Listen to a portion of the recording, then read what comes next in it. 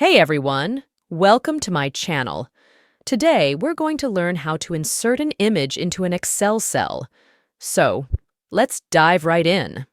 First, open your Excel workbook where you want to insert the image. Now, let's select the cell where we want to insert the image.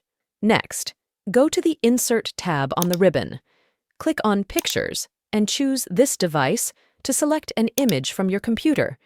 Browse to the location of your image, select it, and click Insert.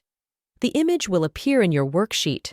To resize the image to fit the cell, click on the image to select it. Then, drag the corners to adjust its size.